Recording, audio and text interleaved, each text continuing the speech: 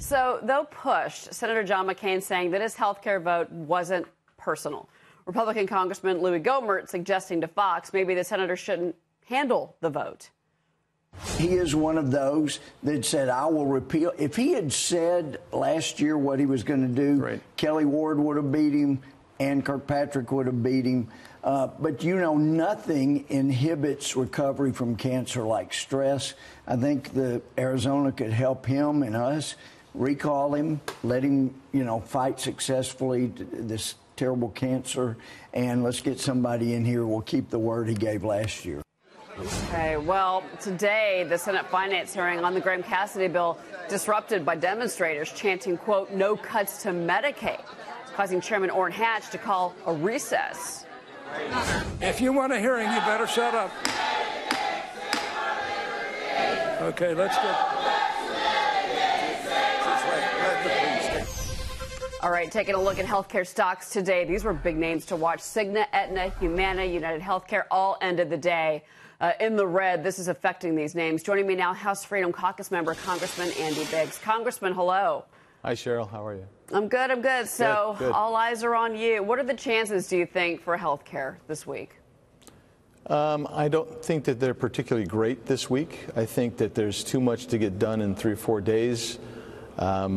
I think what you're seeing now is a little bit of vote manipulation, quite frankly, where the leadership's trying to find any soft spots so they can bring people in to vote for this bill, which means that if they are able to do that, it won't be the bill that you and I are talking about today. It'll be some other bill, but it'll be something we have to read to look at. But that's where they are, I think, and I think it's going to be really hard to get that done, say, by this weekend.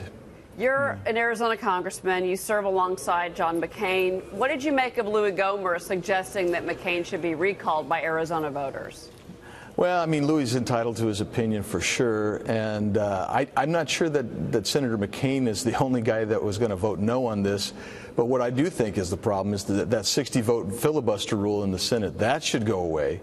And I'd love to see that happen. If that went away, then I think that Louis' worries would be over. I think that we'd be able to get more things done for the American people, such as a better repeal plan, actually. Yeah, well, certainly what all of us as viewers of you have watched is with the implosion of health care thus far, nothing has happened. Yeah. Now we're going to talk about tax reform, and that's the worry. You've got President Trump confirming plans to roll out this package. That's this Wednesday. Listen.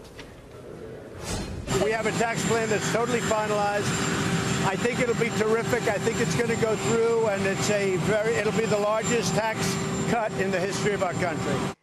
And then he's also saying he wants a 15% corporate tax rate, despite what we're hearing that this plan is going to suggest 20%. What do you say?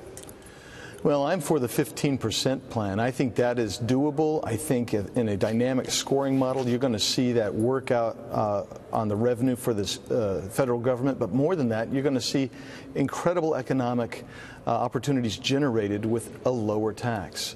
For corporations, you need to have a pass-through that's also somewhere near there. And then you need to repatriate the money that's parked over $2 trillion that's parked overseas. We need to get that back, and that would be a one-time stimulus and boost as well.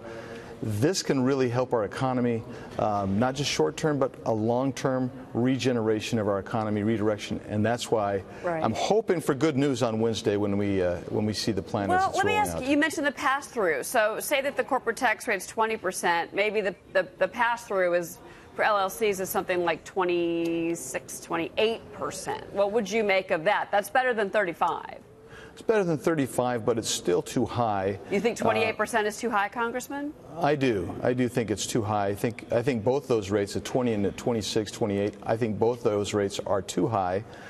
You know, they're not going to really provide the same type of stimulus as if you brought them down to around, let's say, 15 and 20.